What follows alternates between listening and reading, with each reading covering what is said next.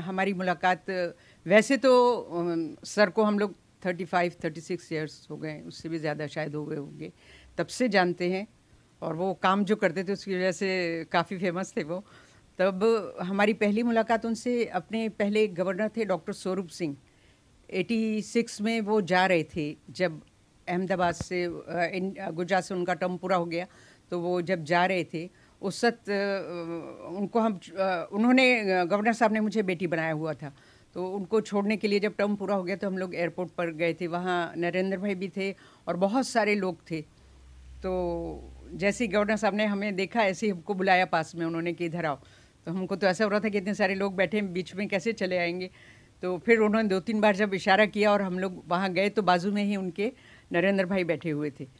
तो नरेंद्र भाई, उन्होंने, गवर्नर साहब ने पूछा कि आप इनको जानते हैं? तो नरेंद्र भाई ने से कहा जी। तो नरेंद्र भाई ने कहा कि ये मेरी बेटी हैं और आज से मैं इनको आपके हवाले करके जा रहा हूँ, ये उनके वर्ड्स थे।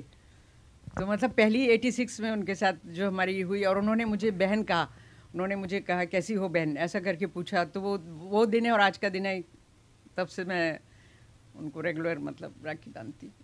वो कुछ नहीं थे, मतलब आरएसएस के एक कार्यकर्ता थे वो, तब से मैं उनको जानती हूँ और उन्होंने किस तरह वो इस मुकाम तक पहुँचे वो जानती हूँ, और आज पूरी दुनिया में वो फेमस हैं वो जानती हूँ मैं। तो मैं अपने आप को खुशनसीब समझती हूँ कि आज जो अपनी मेहनत और काबिलियत से यहाँ तक पहुँचे हैं, तो उसका मुझे बहुत गर्व है और मैं उनको राखी बांधती हूँ, उसका दुगना गर्व है। हमारे ज़्यादातर तो हमारी खैर खबर पूछते हैं कि कैसे हैं आप लोग, क्या है। फिर मेरे बेटे को वो बचपन से उन्होंने देखा हुआ है, जानते हैं, उसके बारे में पूछते हैं, कनाडा में है, क्या कर रहा है। पहले तो यहाँ थे, जब मेरा बेटा भी इंटरनेशनल स्विमर है, प्रिंस कह के उसको बुलाते थे और हमें बहुत अच्छा लगता था। और वो उनका सब सर्टिफिकेट, मेडल वगैरह जो भी जीत के आता था वो सब उनको बताते थे। तो इस तरीके से हमारी फैमिली के बारे में ज़्यादा पूछते हैं वो। मोहसिन छोटे से वडगांव से अपने जीवन की कैरियर की शुरुआत करने वाला नरेंद्र दामोदर मोदी, तो मैं ये समझता हूँ कि हौसले बुलंद हो और सही तालीम हो।